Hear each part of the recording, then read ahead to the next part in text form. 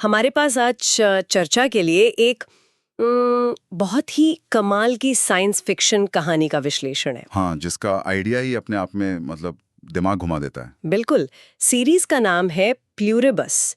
ये नाम ही लैटिन में है जिसका मतलब है अनेकों में से एक। और ये कहानी इसी आइडिया को आप कह सकते हैं बिल्कुल चरम पर ले जाती है। तो इसकी शुरुआत होती है एक सवाल से जो साइंस फिक्शन में हमेशा रहता है, क्या हम अकेले हैं? सही। लेकिन यहाँ जवाब में कोई हेलो नहीं आता। सोचिए अगर अंतरिक्ष से आया कोई संदेश एक ग्रीटिंग ना होकर कुछ बनाने की रेसिपी हो तो। और वो भी कोई मामूली रेसिपी नहीं। कहानी ये है कि वैज्ञानिकों को एक सिग्नल मिलता है जो 600 प्रकाश वर्ष दूर से आ रहा था। 600 प्रकाश वर्ष। मतलब जब वो सिग्नल वहां से चला था तब तो पृथ्वी पर इंसान भी नहीं थे। ये सोचना ही अजीब है। यही तो कहानी का पहला बड़ा आइडिया है। एक संदेश जो हमारी पूरी प्रजाति से भी पुराना है। शुरू में तो वैज्ञानिक उसे समझ ही नहीं पाते। किसी भाषा जैसा नहीं लगता होगा, ना भाषा न गणित। फिर एक युवा वैज्ञानिक को पता चलता है कि ये कोई संदेश है ही नहीं। अरे तो फिर ये था क्या? ये असल में आरएनए बनाने की एक रेसिपी थी। आरएनए मतलब हमारे डीएनए जैसा कुछ? हाँ बिल्कुल, जीवन के जो सबसे बुनियादी बिल्डिंग ब्लॉक्स होते हैं उनमें से एक। ये एलियन संपर्क की कहानियों में एक बहुत ही अनोखा मोड़ है। मतलब वो हमसे बात नहीं करना चाहते थे, वो चाहते थे कि हम कुछ बनाएं। बिल्कुल। और इंसानों ने जाहिर है लैब में वो चीज बना भी ली। और यहीं से कहानी थोड़ी डरावनी हो जाती है ना? वो चीज लैब से निकलकर पूरी दुनिया में फैल जाती है। हाँ। एक मिनट, अगर कोई चीज ऐसे दुनिया भर में फैल जाए तो उसे तो एक महामारी की तरह ही देखा गया होगा, लोग डरे तो होंगे। हाँ हाँ बिल्कुल। विश्लेषण के अनुसार शुरुआती दौर में तो पूरी दुनिया में खलबली मच जाती है। उसे एक वायरस का नाम दिया जाता है। लेकिन फिर पता चलता है कि ये किसी को बीमार नहीं कर रहा। मतलब ये कोई बीमारी फैलाने वाला वायरस था ही नहीं। तो फिर ये कर क्या रहा था? असल में ये एक तरह के क्या कहते हैं, सुपर ग्लू जैसा था, जो इंसानों के दिमागों को एक दूसरे से जोड़ रहा था। सभी इंसानों के दिमाग को एक दूसरे से? हाँ, सभी के।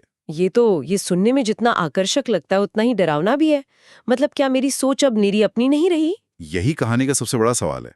अगर हम इसे बड़े परिप्रेक्ष्य में देखें तो ये हमारी व्यक्तिगत पहचान, हमारा जो मैं होने का एहसास है, शायद उसके खात्मे की शुरुआत है। जब हर कोई एक दूसरे के विचार महसूस कर सकता है तो मैं कहाँ खत्म होता है और तुम कहाँ शुरू होते हो। सही कहा। यही है प्लूरिबिस का असली मतलब, अनेकों से एक बन जाना। और स्रोत के मुताबिक इसका नतीजा बहुत ही चौंकाने वाला होता है।